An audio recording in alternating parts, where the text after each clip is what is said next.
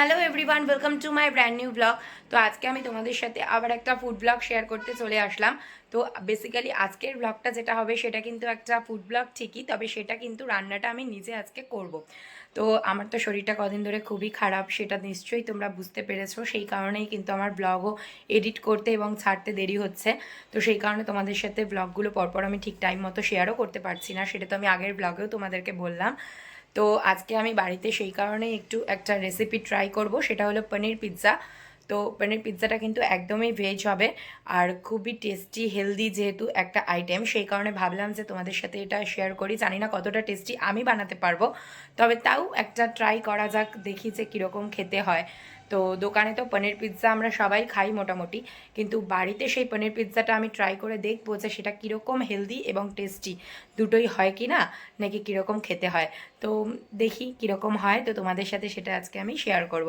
তো চলো তার জন্য রান্নাঘরে যাওয়া যাক। তো এখানে আমি পিৎজা বানানোর জন্য যা যা সবজি আমার লাগবে সেগুলো আমি সুন্দর করে কেটে নিয়েছিলাম। তো এখানে আমি নিয়েছিলাম গ্রিন ক্যাপসিকাম, এখানে নিয়েছিলাম টমেটো, দেন নিয়েছিলাম পেঁয়াজ আর তার সাথে কিছু কাঁচা লঙ্কা। তো এগুলো সব কিছুকে কিউব কিউব করে আমি কেটে নিয়েছিলাম। তোমরা নিজেদের ইচ্ছা মতো এখানে কেটে নিতে পারো। এরপর এখানে আমি কিছুটা পরিমাণে পনির নিয়েছি, তার মধ্যে আমি টক দই আর টক দইয়ের যে জলটা থাকে সেটা দিলাম, পরিমাণ মতো লঙ্কার গুঁড়ো এবং লবণ, এগুলো সব কিছু দিয়ে ভালো করে এটাকে মেখে ম্যারিনেট করে রেখে দেবো 10 থেকে 15 মিনিট মতো। এর থেকে বেশি সময়ও কিন্তু তোমরা ম্যারিনেট করে রাখতে পারো, তো আমি এইটুকুন সময় রেখেছিলাম। এরপর কড়ার মধ্যে সামান্য পরিমাণে সাদা তেল দিলাম। এরপর একে একে ক্যাপসিকাম, পেঁয়াজ, টমেটো এগুলো সব কিছু দিয়ে কিছুক্ষণ সতে করে নেব।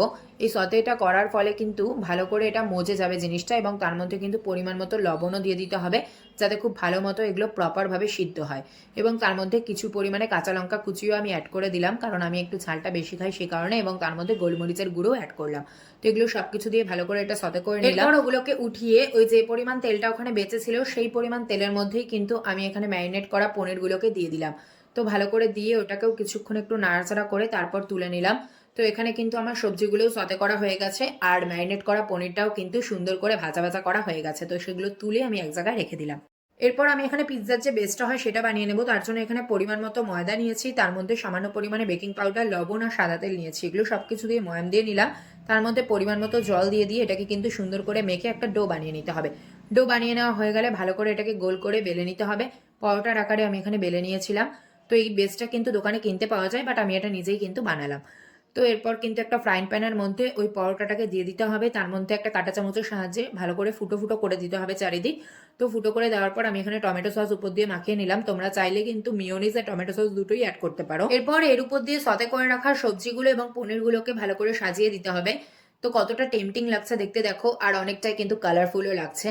তো এরপর কিন্তু এগুলো সব সাজিয়ে দেওয়ার পরে উপর দিয়ে অনেকটা পরিমাণে চিজ ভালো করে স্ম্যাশ করে দিলাম। তো আমি চিজটা একটু কম পরিমাণে খাই সেই কারণে একটু কম দিয়েছি, তো যে যেরকম খাও সেরকম আন্দাজে এখানে চিজটা উপর দিয়ে দেবে। তো সব কিছু দেওয়ার পরে কিন্তু মিনিট 5 থেকে 7 মতো এটাকে ভালো করে একটা ঢাকনা দিয়ে চাপা দিয়ে রাখলাম। তো যাদের মাইক্রো ওভেন আছে তারা কিন্তু এগুলো টোটালটা করে মাইক্রো ওভেনে ঢুকিয়ে দিলে পরেই হয়ে যাবে। তো আমি এখানে গ্যাসে করছি সেই কারণে মিনিট 5 থেকে 7 মতো এটাকে আমি ঢাকনা চাপা দিয়ে রাখলাম। এরপর ঢাকনাটাকে খুলে একটা প্লেটের মধ্যে সার্ভ করে দিলেই রেডি হয়ে যাবে গরম গরম পনির পিৎজা। আর এটা খেতে কিন্তু ভীষণই টেস্ট হয়েছিল। তো এতটা টেস্টি হবে আমি নিজেও ভাবতে পারিনি, আর অনেকটা কিন্তু দোকানের মতনই খেতে হয়েছিল। তো তোমরাও কিন্তু বাড়িতে অবশ্যই ট্রাই করে দেখো, আশা করি ভীষণ ভালো লাগবে। তো এই রেসিপিটা তোমাদের কিরকম লাগলো আমাকে কমেন্টে জানাতে কিন্তু একদম ভুলো না। বাই।